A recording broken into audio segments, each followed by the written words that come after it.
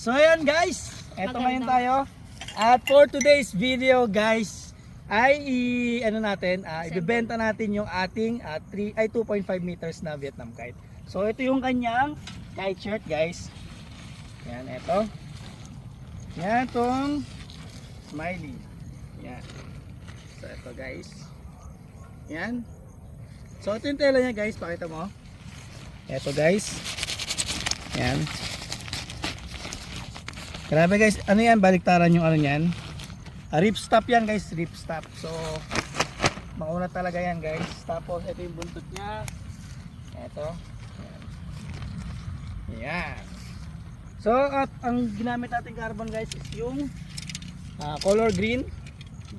Yan, all green yan guys, all green. Tapos ito yung kanyang patindig. Yan. So ito mo. Yan guys. So bago yan guys, bago natin ibenta to guys, panoorin nyo muna kung paano namin to ginawa at yung kanyang test fly nung una namin pinalipad. So yun guys, panoorin nyo at i-reveal natin kung magkano ang presyo nito. At mabibenta natin to ng mura guys, kasi magta 10k followers na. Magta 10k followers na tayo at yung pera na mabibenta natin dito guys is ibibili natin ng ibang carbon para makapamigay tayo ng Vietnam kite sa ating soon na video. So yun guys, panoorin nyo, eto na. So yan, magandang tanghali guys. Yan, so kakagising lang natin at pansin natin guys, tingnan. Grabe, napakalakas ng hangin guys. Yan, kita nyo. Yan. Pakita ko sa inyo guys kung gaano kalakas ng hangin dito sa amin. Oh. Grabe, lakas. Hindi ko alam kung naririnig nyo guys yung hangin, pero napakalakas guys. Yan. So dahil ganyang kalakas ng hangin guys, gagawa tayo ng Vietnam kite na pangbagyuhan talaga, literal na pangbagyuhan.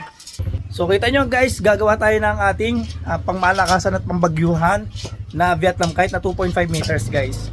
So ang gagamitin natin tela guys is yung ating smiley na color red. So may vlog ako nito guys na nabenta natin yung isa nito, yung color combination na blue variation. So ito guys is red variation natin siya guys. Yan.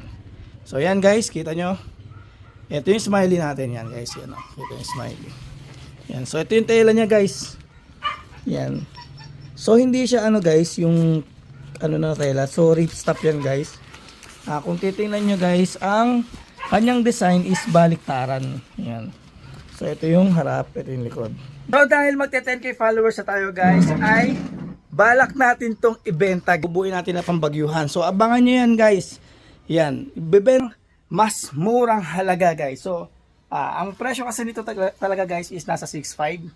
So ibebenta natin siya guys na mas mura kaysa doon sa presyo na yun. Guys, mga nakaraang buwan is nagbenta tayo ng Vietnam kite na sobrang mura at napakadami nag-PM sa atin noon guys. Yan. So hindi ko lahat na na-replyan kasi nabenta na natin yon, pero eto na guys, sa mga naghihintay.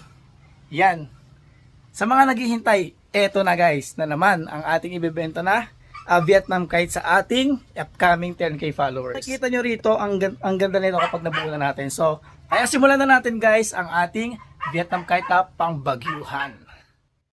At ito nga guys, sinisimulan na natin buuin ang ating pangbagyuhan na Vietnam kite na may size na 2.5 meters. So yung design na nga yan guys ay dalawa yan. Isang blue variation at red variation. So yung isang blue variation natin guys is nabenta na natin sa Tagatagig. So ang ginamit ko nga dito guys ay yung carbon na kulay green. Yung sobrang kuna talaga na pangbagyuhan o pang malakas ang hangin talaga siya guys. At kung mapapansin nyo nga dyan guys ay binubutasan ko yung ating mga tube. Dinidrill ko at nire-revit ko guys. So para secure na secure kahit sa malakas ang hangin guys ay hindi gagalaw yung ating mga pakpak o yung ating tube. So pangbagyuhan din to guys, yan. So ito yung ang kaiba nito is flexible to, sobrang flexible nito. Yung kasi sobrang tigas.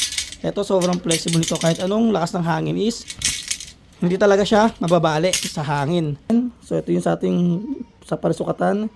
Yan guys. So guys, susukatin na namin to ni Jeric para malagay na namin ng carbon yung gitna.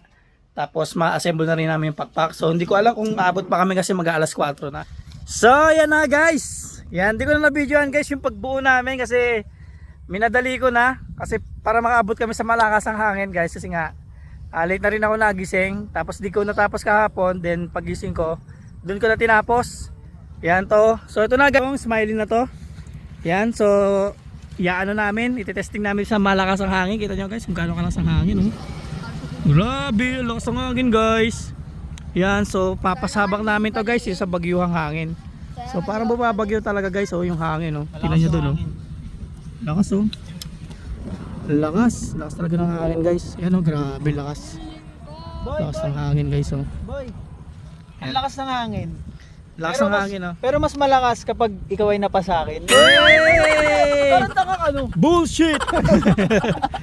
Buuin mo na namin to guys, tapos yan, papaliparin namin. Eto na nga guys, assemble na namin. Ito ay tsura niya. Yawn!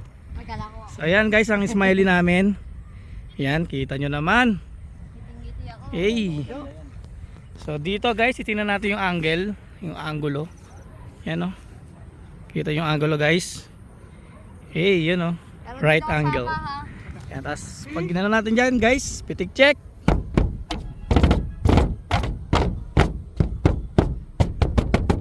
Yan guys, kita nyo naman. Diba? Taramburol. Tambol na tambol.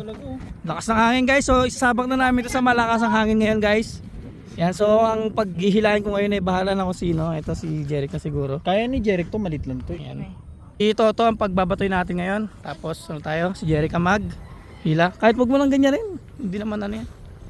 Ito. So dito natin malalaman guys kung may killing siya. Yan, so unang try natin to.